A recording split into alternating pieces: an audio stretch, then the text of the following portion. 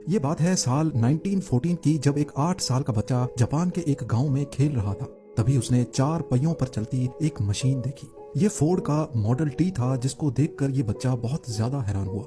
यही वो दिन था जब उस 8 साल के बच्चे को गाड़ियों और मैकेनिकल पार्ट से पहली बार लगाव हुआ था। इसका नाम था सुचाइरो होंडा, और किसको मालूम था कि आने वाले वक्त में इसका नाम हमें हर छोटी बड़ी गाड़ी पे देखने को मिलेगा। नजरीन, 1906 में जापान के माउंट फूजी के करीब एक छोटे गांव में सुचाइरो होंडा की पैदाइश हुई थी। उनके वालिद लोहार होने के साथ साथ पार्ट टाइम में साइकिल रिपेयर का काम भी करते थे।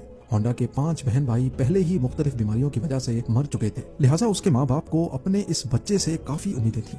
लेकिन उसको पढ़ाई से तो कोई लगाव नहीं था, अलबत्ता अपने बाप के साथ साइकिल रिपेयर करने में होंडा को ज्यादा दिलचस्पी थी। जब वो 16 साल का हुआ तो उसने न्यूज़पेपर में जॉब का एक ऐड देखा। 8 शोकाई नामी टोक्यो के इस ऑटोमोबाइल सर्विस स्टेशन पे टेक्नीशियंस चाहिए थे। होंडा ने कंपनी को जॉब के लिए लेटर लिखा और खुशकिस्मती थी कि वहां से पॉजिटिव रिप्लाई भी आ गया। यही वो टाइम था जब होंडा अपना घर और स्कूल छोड़कर कमाने की आस लगाए टोक्यो रवाना हो गया। होंडा का ख्वाब तो तब टूटा जब वो टोक्यो में 8 शोकाई पहुंच गया था। कंपनी के मालिक ने होंडा से सफाई सुथराई के काम करवाना शुरू कर दिए और यहाँ तक के उसको बेबी सिटिंग पर लगा दिया। होंडा बेचारा करता तो क्या करता, एक तरफ वो अपना घर और माँ बाप को छोड़कर निकला था, तो दूसरी तरफ उससे फालतू काम लिए जा रहे थे। उसको वापस अपने गांव जाने में शर्म आ रही थी, क्योंकि वो अपने पेरेंट्स को फेस करने की हिम्मत नहीं कर पा रहा था। यही वजह थी कि अगले कई महीनों तक वो वहीं ऑड जॉब्स करने पर मजबूर रहा। कुछ ही महीनों के बाद 8 शोकाई के मालिक ने होंडा से वर्कशॉप के काम भी लेना शुरू कर दिए। होंडा को इस काम में शुरू से बहुत इंटरेस्ट था, इसीलिए वो चीजों को आसानी से समझ जाता था। चंद महीनों में वो हर तरह की गाड़ी और उनके पार्ट्स के बारे में काफी कुछ जान चुका था। इस दौरान 8 शोकाई ने 2 स्पोर्ट्स कार भी बनाई, जिसमें पहली गाड़ी 8 डैमलर थी और दूसरी कर्टिस। ये दोनों गाड़ियां यूज्ड इंजन्स को इस्तेमाल करके बनाई गई थी, जिन्होंने जापानीज मोटर कार चैंपियनशिप 1924 में पहली पोजीशन भी हासिल की। होंडा अभी तक एक अच्छा मैकेनिक था, लेकिन इस रेस में वो ड्राइवर के साथ इंजीनियर के तौर पे बैठा था। यही वो इवेंट था जिसके बाद सुचाइरो होंडा ने मोटर स्पोर्ट्स को अपना रिलीजन बना लिया। अगले कई सालों तक वो 8 शोकाई में ही जॉब करता रहा और अपने एक्सपीरियंस को बढ़ाता भी रहा। 1928 में 22 साल की एज में उसके मालिक ने अपनी एक और ब्रांच खोलने का फैसला किया। ये ब्रांच हमामात्सु शहर में होना थी, जिसको चलाने के लिए मालिक ने होंडा को जिम्मेदारी देकर वहां भेज दिया। होंडा ने 8 शोकाई की इस नई ब्रांच को 1 वर्कर से शुरू किया था और सिर्फ 2 ही सालों में 30 वर्कर्स तक पहुंचा दिया। वो अब एक ब्रिलियंट मैकेनिक और रेसिंग ड्राइवर भी बन चुका था। उसने अपनी महारत का फायदा उठाते हुए अपने मालिक के लिए एक स्पोर्ट्स कार डिजाइन की। ये गाड़ी 120 किलोमीटर पर आवर की स्पीड से चल सकती थी, जिसने पुराने सारे रिकॉर्ड तोड़ दिए थे। ये रिकॉर्ड अगले 20 सालों तक जापान का हाईएस्ट रिकॉर्ड बना रहा। 8 शोकाई के मालिक के दिल में होंडा की अहमियत मजीद बढ़ चुकी थी। वो अपना खुद का वर्कशॉप खोलना चाहता था, लेकिन शायद किस्मत को ये मंजूर नहीं था। 1936 में रेसिंग के दौरान होंडा का एक हौलनाक हादसा हो गया। इस एक्सीडेंट में उसकी जान तो बच गई, लेकिन उसका लेफ्ट बाजू फ्रैक्चर हो गया, शोल्डर डिसलोकेट हो गया और चेहरे पर कई आ चुके थे। उसको अपनी जिंदगी यहीं खत्म होते दिखाई दे रही थी। ना वो मैकेनिक का काम कर सकता था और ना ही रेसिंग में हिस्सा ले सकता था। कई महीनों के बाद वो जब दोबारा ठीक हुआ तो उसने 8 शोकाई के मालिक से रिक्वेस्ट की कि वो अब ये रिपेयरिंग का काम नहीं कर सकता, बल्कि उसने आइडिया पेश किया कि क्यों ना वो अब स्पेयर पार्ट्स बनाने के लिए एक अलग कंपनी शुरू करे। 8 शोकाई के स्टेक होल्डर्स ने होंडा का ये आइडिया फौरन रिजेक्ट कर दिया। उनको ऑलरेडी प्रॉफिट्स मिल रहे थे और कोई भी नहीं चाह रहा था कि नया रिस्क लिया जाए। इसी पर होंडा ने डिसाइड किया कि पार्ट्स मैन्युफैक्चरिंग की कंपनी वो अकेले ही खोलेगा।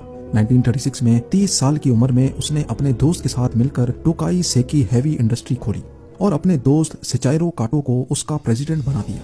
कंपनी तो वो खोल चुके थे, पर होंडा के पास इसको चलाने के लिए कोई इन्वेस्टमेंट नहीं थी। वो दिन भर 8 शोकाई के लिए काम करता था, जबकि रात में अपनी नई कंपनी के लिए खुद इंजन पिस्टन बनाने की कोशिश करता था। अगले कई महीनों तक वो इसी रूटीन पे चलता रहा, लेकिन उसको कोई कामयाबी ना मिल सकी। उल्टा वो लगातार शिफ्टें लगा लगा कर कमजोर हो चुका था। एक के बाद एक नाकामी उसका रास्ता रोके बैठी थी। तभी उसने मेटलर्जी में महारत हासिल करने के लिए एक यूनिवर्सिटी में एडमिशन ले लिया।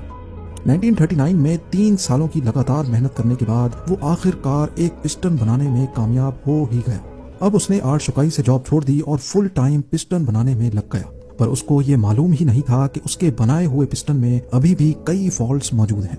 उसने टोयोटा कंपनी को अपने पिस्टन ऑफर किए तो टोयोटा ने 50 में से 47 डिजाइन्स रिजेक्ट कर दिए। ये खबर होंडा पर बिजली बनकर गिरी, क्योंकि उसके पास अब वापसी का भी कोई रास्ता नहीं था।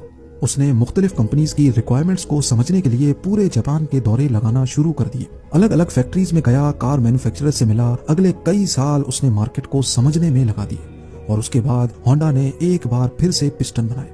इस बार ये पिस्टन सारी कंपनीज के क्वालिटी कंट्रोल पास कर चुके थे। उसको धड़ाधड़ ऑर्डर्स मिलना शुरू हो गए और एक बार फिर से होंडा को अपने ख्वाब पूरे होते दिखाई दिए। ऑर्डर्स को पूरा करने के लिए उसकी कंपनी ने 2000 वर्कर्स को भी हायर कर लिया। होंडा की ये खुशी सिर्फ चंद महीनों की मेहमान थी, ये किसको मालूम था। 1941 में जापान वर्ल्ड वॉर 2 में कूद गया और मिनिस्ट्री ने कई जापानीज कंपनी को अपने कंट्रोल में ले लिया, जिसमें एक कंपनी सोचाइरो होंडा की भी थी। होंडा को डाउनग्रेड करके उसी की कंपनी का सीनियर मैनेजिंग डायरेक्टर बना दिया गया और चीजें तब मजीद खराब हो गईं जब कंपनी के वर्कर्स को मिलिट्री सर्विस में लगा दिया गया।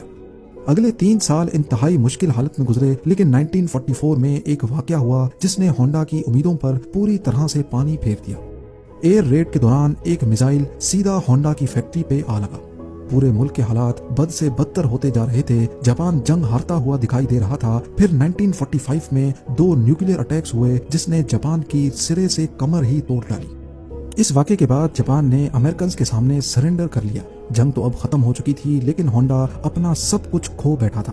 उसने अपने बचे कुचे एसेट्स टोयोटा को 4,50,000 येन में बेचे और एक बार फिर से जॉबलेस होकर बैठ गया।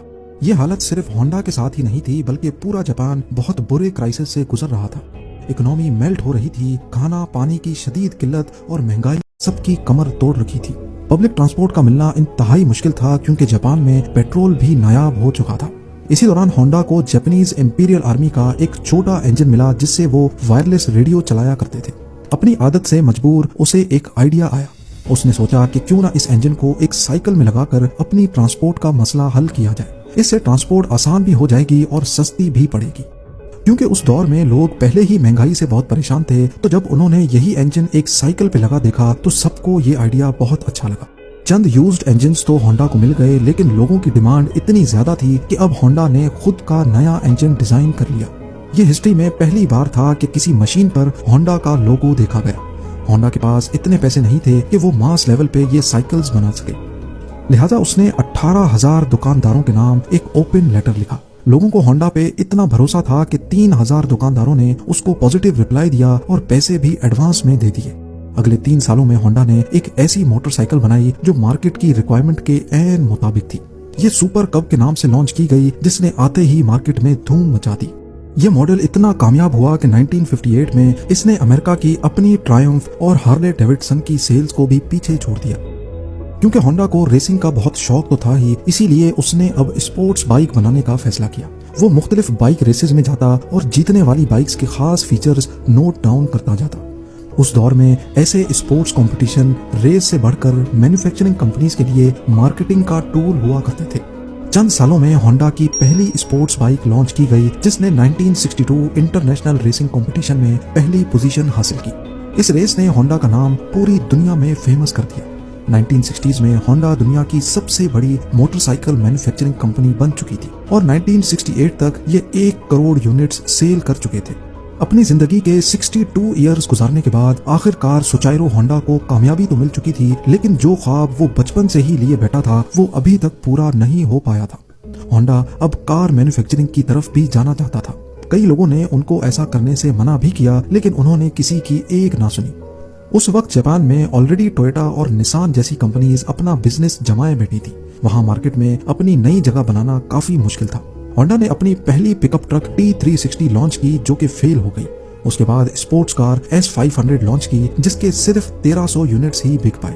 कई सालों की मेहनत और कई दर्जन डिजाइन रिजेक्ट होने के बाद फाइनली 1972 में होंडा सिविक लॉन्च की गई। ये वो गाड़ी है जिसके नए मॉडल्स आज तक पूरी दुनिया में फेमस हैं। 1980s में होंडा मोटर्स जापान की तीसरी बड़ी मैन्युफैक्चरिंग कंपनी थी और सिर्फ 10 सालों में ही ये दुनिया की तीसरी बड़ी हो गई।